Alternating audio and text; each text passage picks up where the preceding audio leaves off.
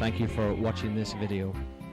This is a report of our IGO trip to Ghana in January 2004.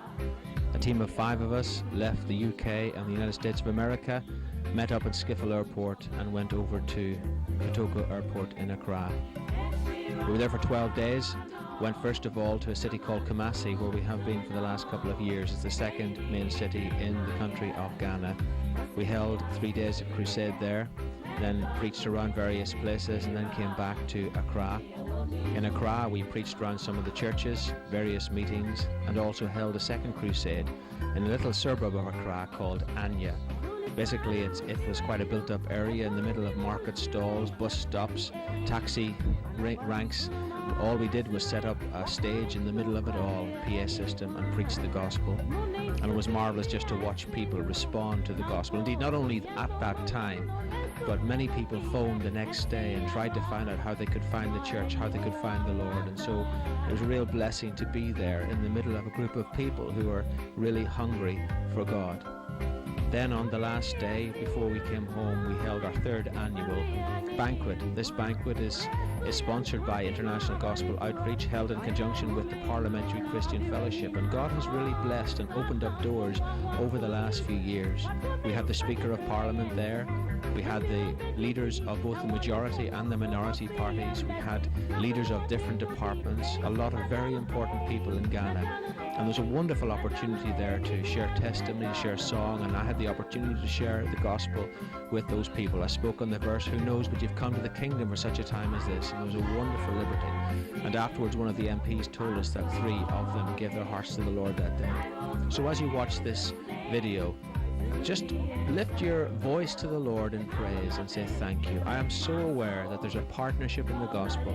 We went, a group of 5 of us went and simply preached the gospel and shared Jesus with these people. But you made it possible for us to go. Many of you gave and many of you prayed. And I want to say thank you for that, because together we're reaching people for the kingdom. So just let this be a little token of an offering of praise to Jesus in his name. Amen.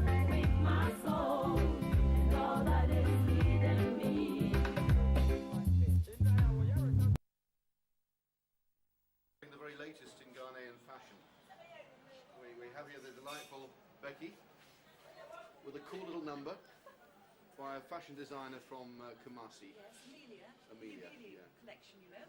This is the Amelia collection. The Amelia Okay. collection, yes. Can be worn in the kitchen, in the garden, That's right. out in the town. And that is that much wider. That is much on the wider. double.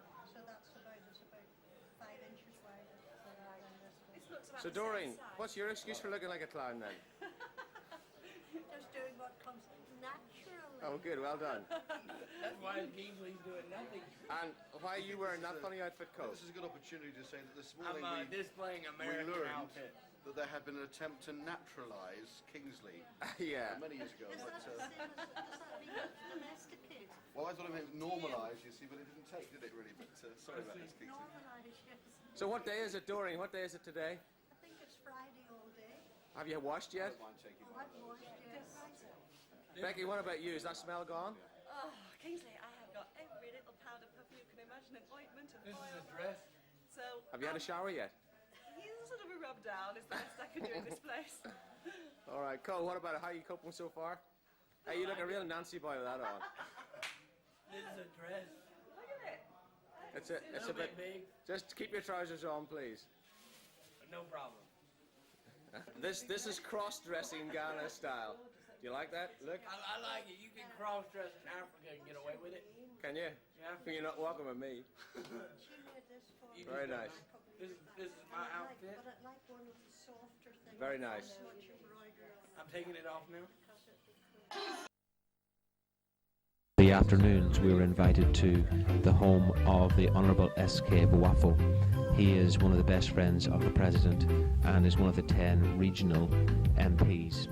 A man who loves God. He's a solicitor and has really served God for many years, and it was a wonderful privilege to be with him for the afternoon. He gave us a meal and we're really blessed to know him. I've known him now for several years.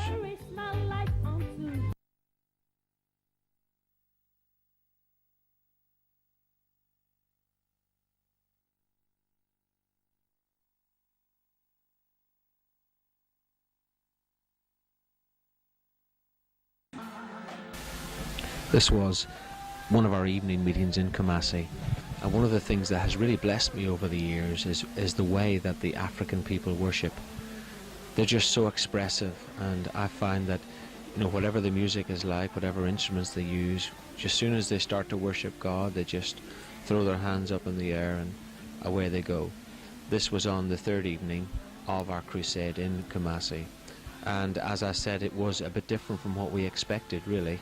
A lot of Christian leaders came who really needed God to speak into their lives, and I feel that was something that happened in a tremendous way as we shared and as we sang and the various things we did, and God had given me a particular word for them on the plane on the way over, and it was a privilege to share that with them, and people really open to the gospel and open to the word of God. But it's in the worship, as they just get themselves lost in God, they open themselves up to the place where they really hear from God. So this was a real privilege for me to watch these people. I just took my camcorder and walked around and just videoed people as they got lost in God, and it's just wonderful to see them just really enjoy the presence of the Lord.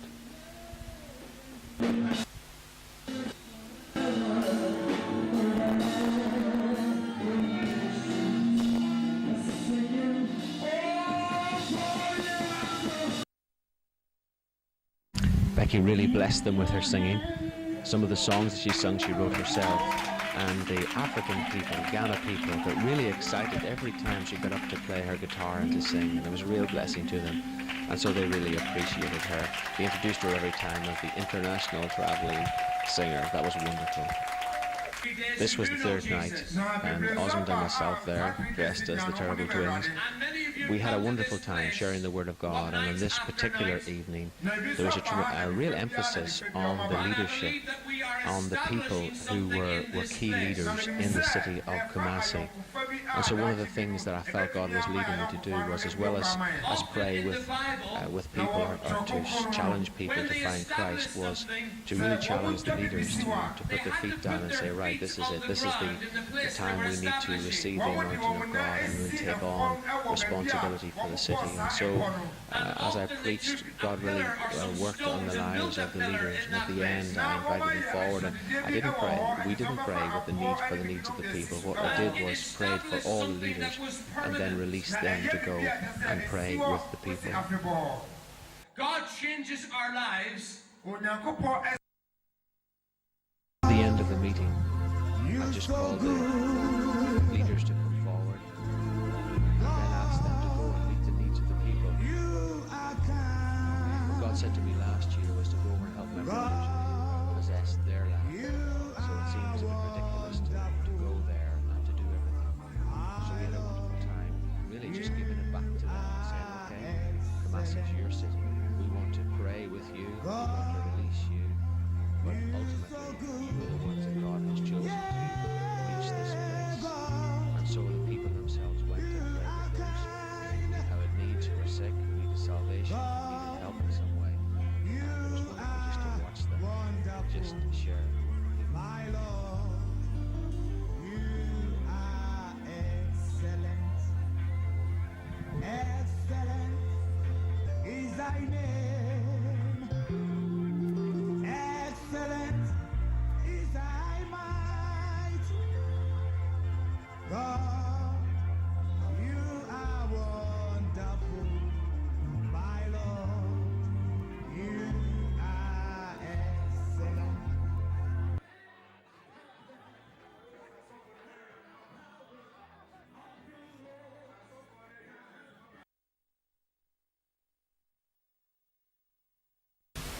This is Osmond's Church, New Life Christian Outreach Centre in Jamestown, Accra. And we went there on the Sunday morning, Becky and myself, and the enthusiasm of his people is just amazing. African people love to dance, particularly Ghana people, and all you have to do is turn on some music, particularly loud music will help, and away they go, and they just love spending time in the presence of the Lord.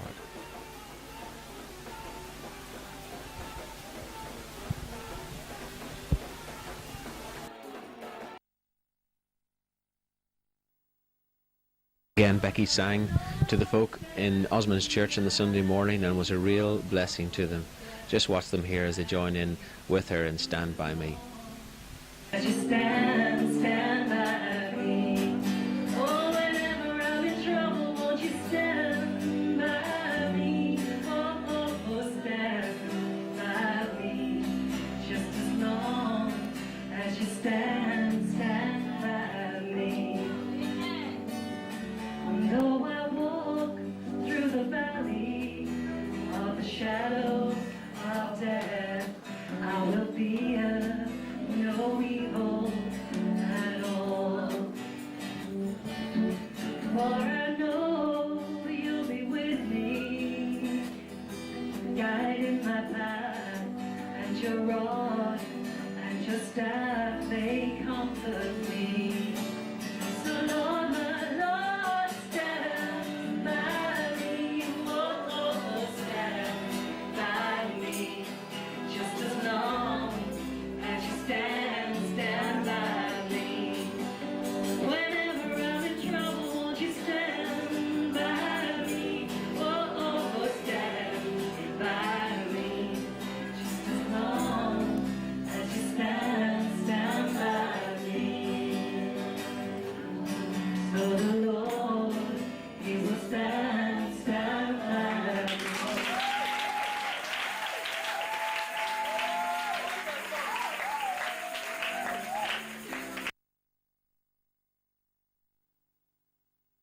GO teams to keep everybody happy, and we did have a problem, a pastoral issue with Co. He just could not remember what size Ali, his wife, was. So between the team we decided there would be a good way he could find out what size his wife was, and so Pastor Andy, I gave the job over to him. Have they been okay? Yeah. All right. Whoa! I'm here in my pastoral role because there's a lovely brother from Alabama, but he has a problem. He wants to have some clothing made for his wife, a nice dress made for his wife, but he's not quite sure what size she is. And so the dilemma is, does he guess? And because there are dangers both ways, you realise. Too big, too small, dangers either way. Or do we go looking for someone of a similar size to bring them back and ask for their I know their what size assistance she with is. this? Hey, I know. Y'all are making all this up. She's very small. Have you got a tan, Co? Yeah, I'm Your on face has vacation. gone red. Okay, so how are we going to sort this out, Andy? Well, I don't know. I You are mean, definitely erasing this bit. I've just had to throw all your ideas out of the window. They weren't the slightest bit helpful. They Well, were I very suggested difficult. that Alice, who's over here, this is Osmond's sister, you know, similar. I suggested that. Did you suggest that? You suggested that? You suggested that? You said she was big. You said that. I suggested that they have a little cuddle and see if she's around the same sort of size, but nobody's taken me up on it at all. So, Andy, it's back to your idea, I'm afraid. I'm afraid what might be better. Well, Sort of what- maybe we could draw lots. Draw a lot, okay. Yeah. I think we'll put 10, 12, 14, 16, 18, 20, 22 into a hat and we'll pull out one of the numbers. No, it's the right one. Have I got the right numbers? Am I starting at 10 and going to 22? Is that right? Okay. Yes, yes. This stays here. This does not go anywhere else. What's that? But y'all are trying to get me in trouble, and I don't appreciate it. And I- So, can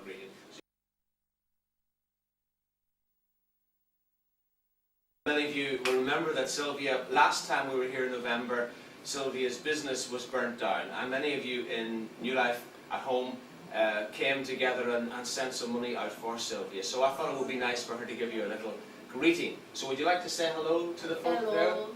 And Osmond, you can interpret there for the camera as well.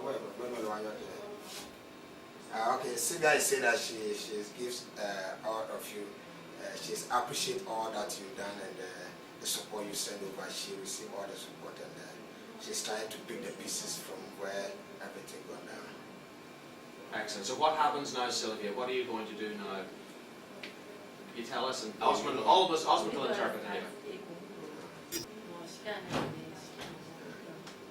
What she's trying to say is that they've paid the debt completely, but the interest that accrued on the debt, so it took a greater part of the money. All right, okay. So now she has some little left, and she used that to pay as deposit for the new shop.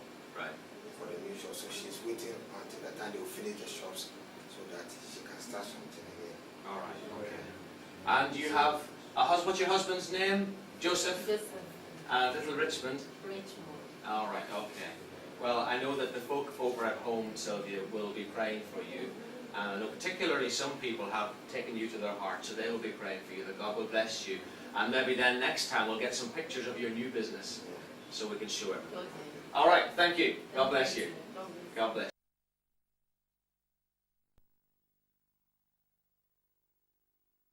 One of the things we're hoping to do in Ghana is help with the orphanage. At the moment, Osmond still has 80-something children in the school, and eventually a lot of them will move out to the new orphanage, which is outside the city.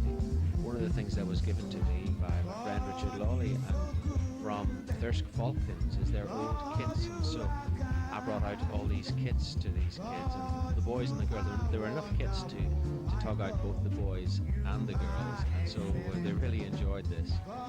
The boys, of course, didn't give much time to the girls and all of that, but they really enjoyed dressing up in these outfits, and then we had a game of football after that. So this was really quite exciting to do this, and very, very enjoyable. Excellent is thy name. Excellent is thy power. God, you are wonderful, my Lord. You are excellent. Excellent is thy name, is thy power. God, you are wonderful. So wonderful, my Lord. Excellent thy name. Jamestown, the area where the church is, a very poor part of Accra. The church itself is called New Life Outreach Church. Osmond changed the name from his Vaya Christian Outreach. He changed it to New Life Outreach after our church in North Allerton, which is New Life Baptist Church, as an honour to the church. This is Mama Doreen. She is the headmistress of the school. The school, as I say, holds normally each year around 80 plus students. Not all of them are orphans, but some of them are, and eventually they'll move out, many of them, to the new orphanage which we're building. This is the school. It's owned by a Muslim man who is continually putting the rent up for Osmond. He doesn't like Osmond because Osmond used to be an evangelistic Muslim, but since he came to Christ and is reaching young people for Christ, the man doesn't like him, but obviously enjoys the rent that he provides when he keeps putting it up. This is the one room that they have, the same as that we had church in on Sunday. They just put the tables and chairs out for the children during the week. They have 3 classes in here, all in the same room, just with blackboard dividers in between them. So it's very primitive, but the kids do all right. They're happy, and Osmond's vision is to set them up on a business of their own eventually one day when they go off to college. This lady is making the dinner for all the children, so they'll enjoy this rice very soon. Then the younger children, the infants, they meet in, I guess, what we would call a basement. It's like an outside garage where we keep storage in a store cupboard. Becky's down here singing with the children. And the amazing thing about them is how happy they are, how they smile all the time, and also how they want to pull the hair in their arm, because they don't have any hair in their arms. The thick white skin is really funny. But Becky had a wonderful time when they just sing, praising the Lord with them.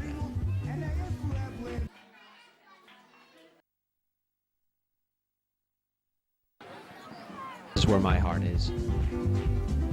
We just landed up in a community in a place called Anya. Just came out in the middle of where the people are.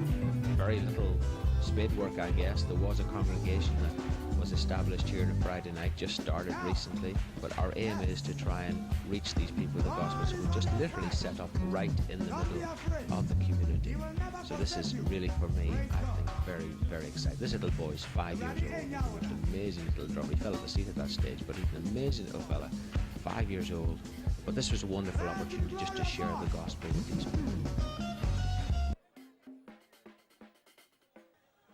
Okay guys, welcome to another part of the video. This is a new, well not really a new experience, but we're in a wholly new area. You've seen a little bit very, very darkly around where we are. This is a totally new community where a church is going to be started from, hopefully from tonight. They have been meeting for a few weeks on a Friday night, but we're hoping to establish a Sunday congregation. And so this is what we used to do. We used to come into a new area, preach the gospel, and then establish something from that. So this is where my heart is. There's no preparation particularly. It's not a big stadium. It's just simply right in the middle of a community. There's a bus stop beside it. There's literally hundreds of people around, and we're going to stand up in the middle and preach the gospel. So you can wander on to the rest of the tape. Let's just see what happens.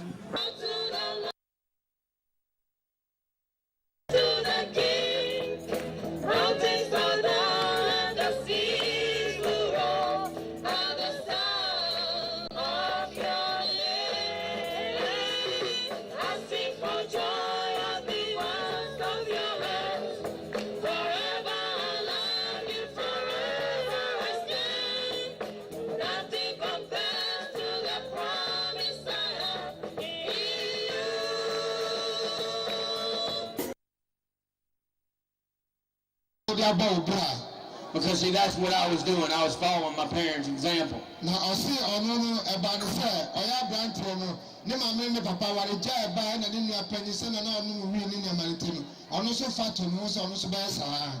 Without them knowing it, they were leading me and my brother to a lost eternity. Na menim sɛ ɛkwan na wɔn afa na me nso me di wɔn akyi no sɛ na wɔn de mba akɔ wie ɛwɔ ɔbɔnsam agye mu.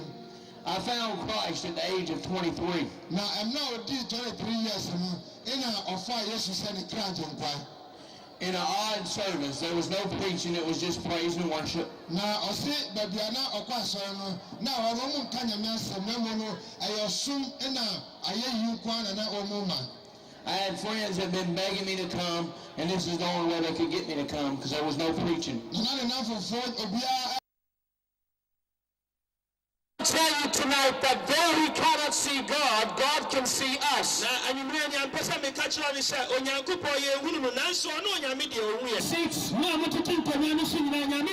He loves those ladies who are making food at the stalls. He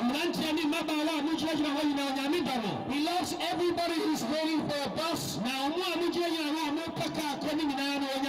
loves everybody behind the stage in the shadow. There is not one person listening to my voice tonight whom God does not love. And Jesus knew that more than anybody. Because he was the only one who came from God. And God sent Jesus to earth for a specific reason. He knew that all the people that he had created were lost. He knew that every one of them was in a place where they could not be found.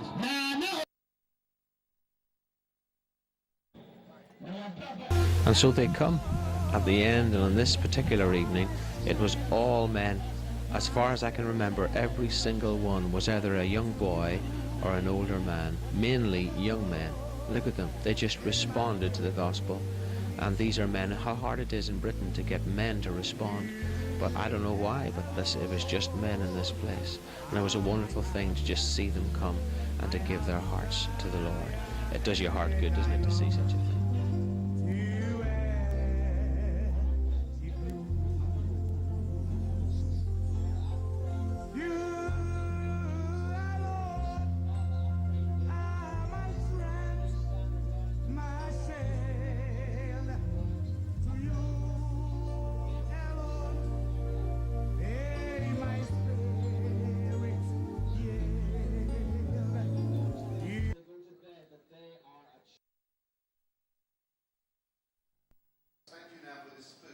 Then on our last day, this was our special parliamentary and IGO and Parliamentary Christian Fellowship banquet. This is the minority leader, Barry Pinnock, sitting with me at the top table. On the other side of me is the Speaker of Parliament. And we had a wonderful time, just together, enjoying company and enjoying the presence of the Lord in the place. This has been something that has built over the last 2 years, and I take it as a tremendous privilege to be able to host this event each year. And we have seen God move in an amazing way amongst the MPs, so much so that when we come now to Ghana, we're usually met with ribbons at the airport. Certainly when we go up to Parliament, they will go for us to bring in time and just to spend time with them. And that's a tremendous privilege. We thank God for it.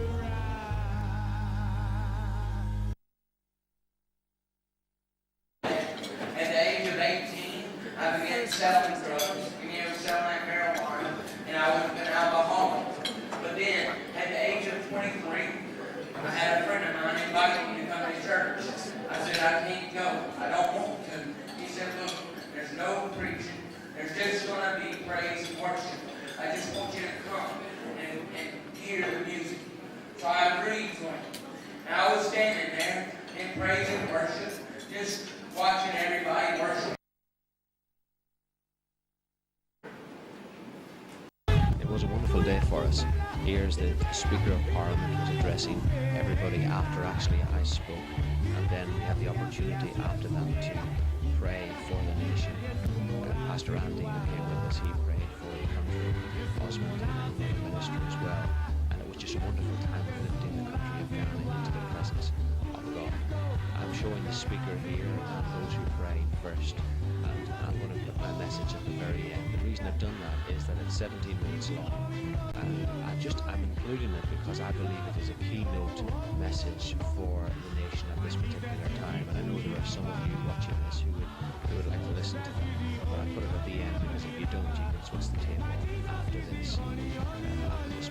But I would like to include it, speaking on the theme of who knows that you've come to the kingdom for such a time as this. Thank you for watching this tape. We appreciate every one of you for all that you've done, all that you've given, all the prayers. I'm so aware, as I've said already and will continue to repeat, is there's a partnership in the gospel. Some give, some pray, some send, some go, and we appreciate everybody who's played their part. So thank you so much from the bottom of my heart for giving so much for this time. We believe that God has been honoured in all of this. We seek to do that. And we'll be going again next year. Maybe as you watch this, maybe you'd like to come with us next year. I'll be taking a larger team to Ghana in January 2005, and we'll be doing a number, probably 3 of the smaller crusades in Accra. So pray about that, and maybe you want to come and join us. May God bless you and keep you in Jesus' name.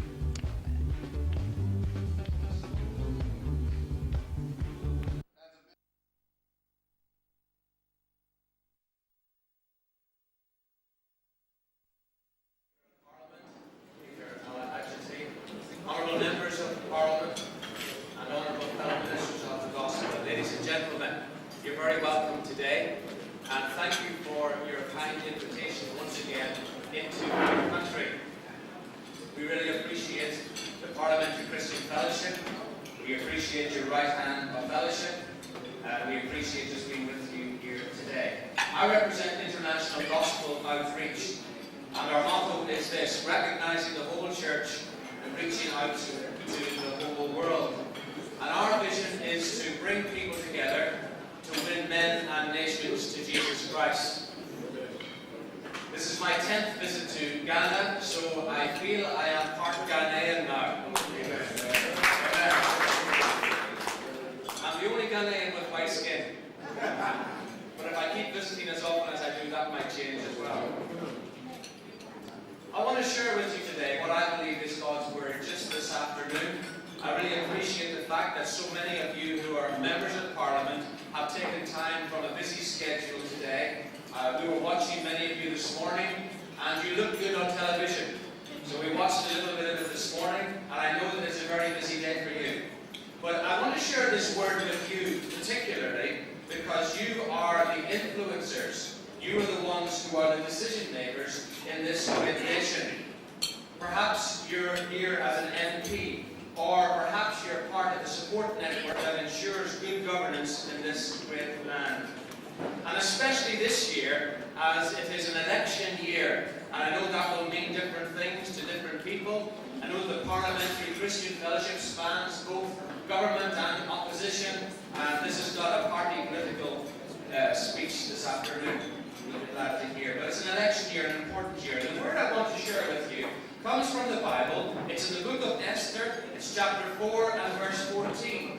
And it's the story that probably many of you will know, where Esther is in a predicament. And the wicked Haman wants to have all of her people, the Jewish people, destroyed. And so he sends word to her, and this is what he says. If you remain completely silent at this time, relief and deliverance will arise from another place, but you and your father's family will perish. Yet who knows whether you have come to the kingdom for such a time as this? I believe the story of Esther tells an incredible story of courage in face of tremendous opposition.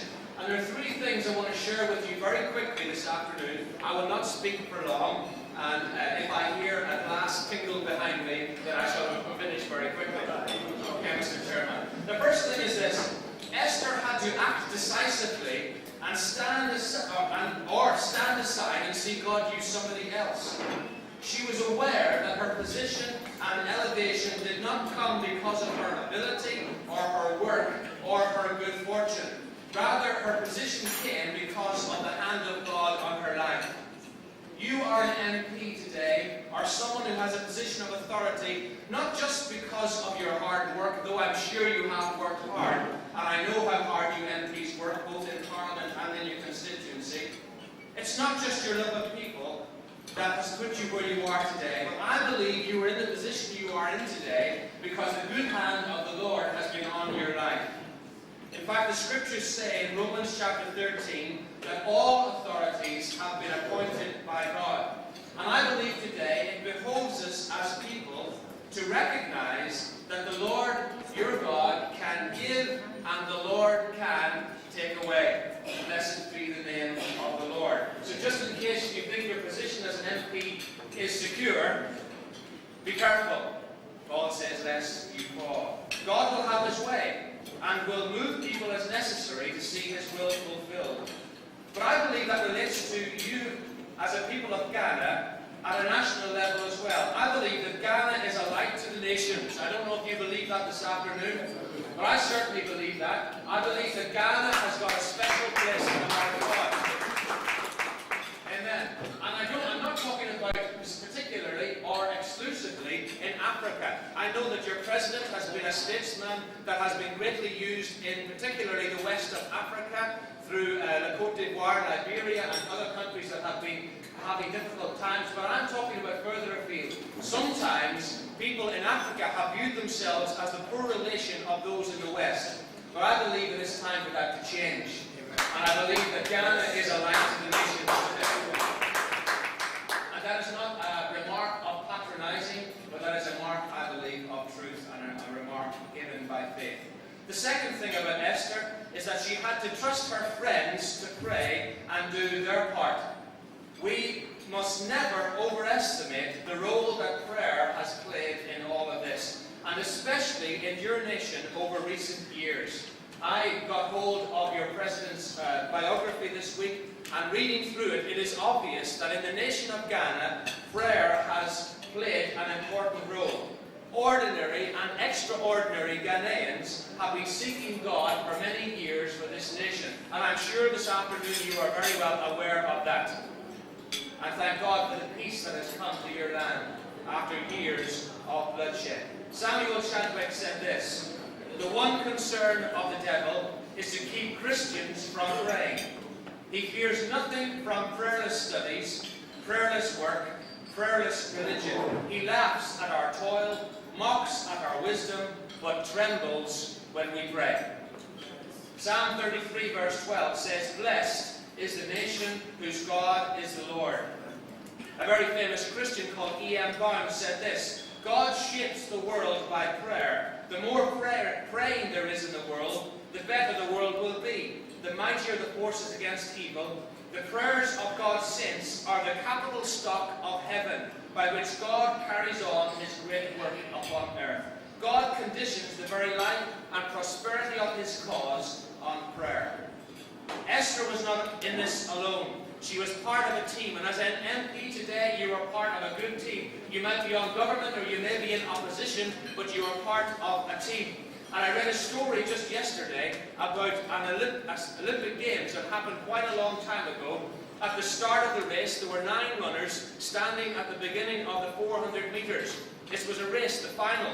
And as they started off, one of them fell. And he got up and started again, and he fell again. The second time he got up, he started to cry out of frustration that he could not run. And one by one, the rest of his people who were running against him stopped and turned around and came back. And at the end of the race, 9 of them walked across the line together, and they all won the gold medal together. This was the Special Olympics. Have you heard of the Special Olympics? It's for those who are physically challenged. But maybe it's called Special Olympics because they started off as individuals and finished the race as a team. And I believe in your party you need to be a team. The third and final thing about Esther is that she had to go beyond where she had gone before. For her to go in and to approach the king to save her people could mean that she was killed unless she was approached with the golden scepter. It had been a month since she'd been to the king, and so it could have meant death for her. Sometimes we have got to do things we have never done before. I am unashamedly a Christian. When I became a Christian in my teenage years, I responded to the gospel, I responded to the claims of Jesus Christ in my life. He came into my heart and changed me and made me a child of His. And I entered into a divine work that started many years ago. And I thank God for that today. Sometimes we are challenged to do things that we might never have done before. I want to come to a conclusion with the story of a story that happened actually in America. It happened in the town of Washington, D.C., and it happened like this. There was a man there who worked in government. He was very used to meetings like this, a Christian leader. His name was Doug Coe. And Doug Coe is a very famous Christian to parliamentarians over in America, to members of the Congress. But Doug Coe met a man called Bob.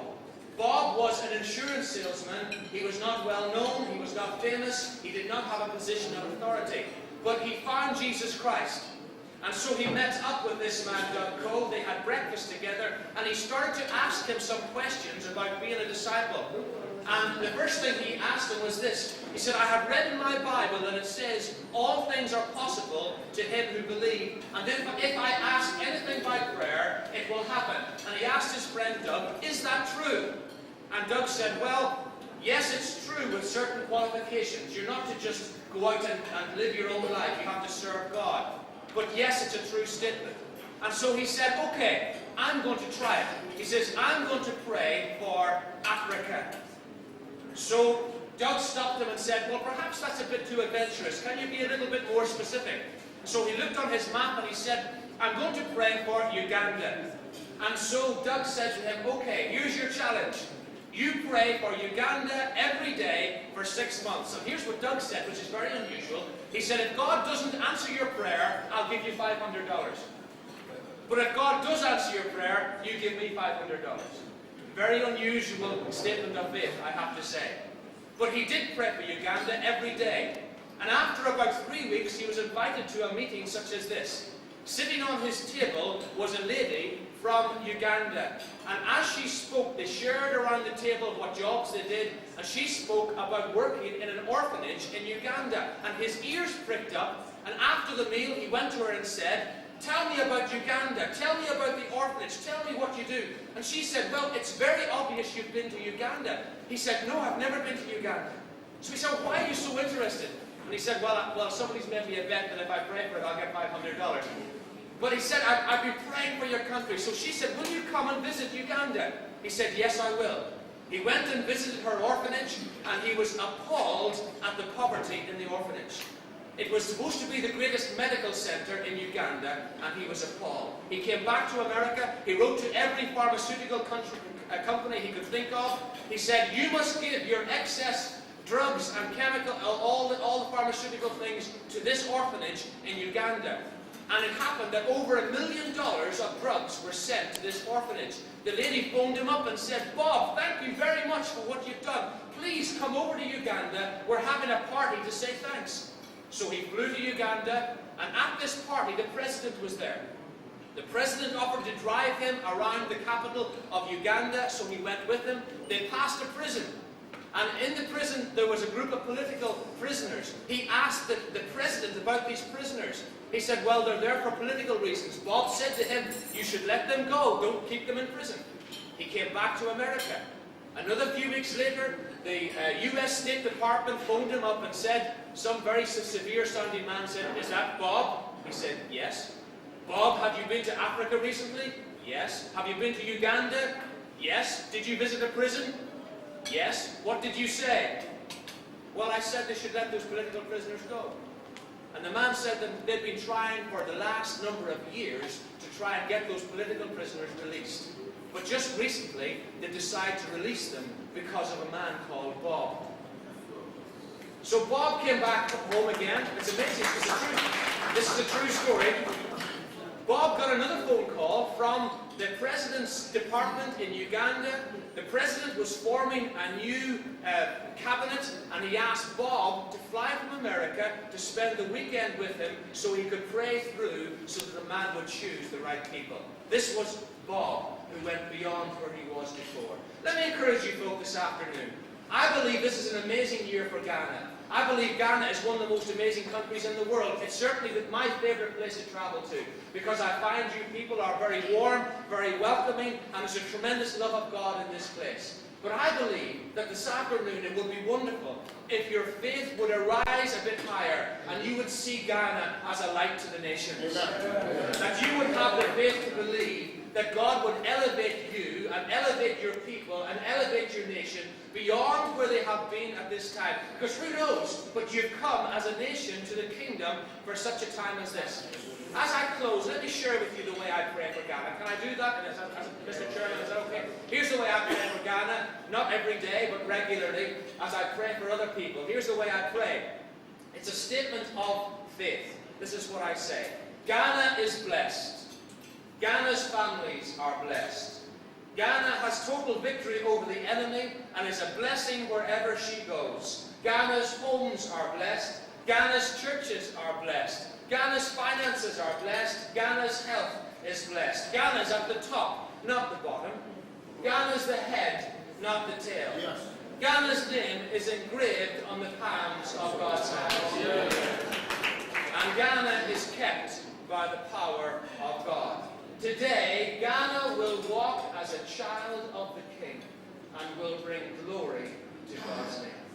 Amen? I believe that's it's a statement of faith, but it all starts at the moment we surrender our nation to the one who has every nation in his hands, and that is Jesus Christ. He is in control of your nation. I believe that more than I believe that of any nation. I believe he's in control of your nation, and I believe it's time for your nation to arise. And that's why our heart is to share these moments with you as MPs, because of the decision-making power that you have in that nation. This power was given to you by God himself. He set you in place. But I believe it all starts, and I implore you today, as God's chosen people here, is to accept Jesus Christ into your life as your Saviour and your Lord and your friend. And I can promise that he will take you from the place where you are and he will bring you into the kingdom, and you will find that you are in this position for such a time as this. Amen. Amen. I was asked earlier on if I would, you know, the Parliamentary Christian Fellowship, just as I close, I've made out some forms today, and they asked me if I would, just before I sit down, say, listen, there are many of you, last year, 2 of your MPs made a response to ask Jesus Christ into your life. That's wonderful. I'm an evangelist, and I love preaching the gospel. But maybe today, just as we share with each other, and as I sit down, maybe there are some of you in this place, and you would say to me, hey, Kingsley, I really would like to give Ghana back to God. And with that, I would like to give myself to Him, to serve Him, to love Him, to be faithful to Him. Maybe you've never done that. Well, maybe today we've got these forms that Sister Martha has. The Honourable Martha over she's there somewhere, has got these forms. And I wonder, just before I sit down, is there anybody who would like to have one of these and put your name on it and give them back to Martha? Is there anyone? Just put your hand up if there is, and then I'll go and sit down, and Martha will bring you one of these. Any of you would like to do that today? And we will pray with you. This is my evangelistic bit. I'm going to stop very soon. Okay, is there anybody? If there is, come please and see Martha later on. Thank you for your patience listening. I appreciate you. We promise to pray for you. And may God bless every one of you. Thank you.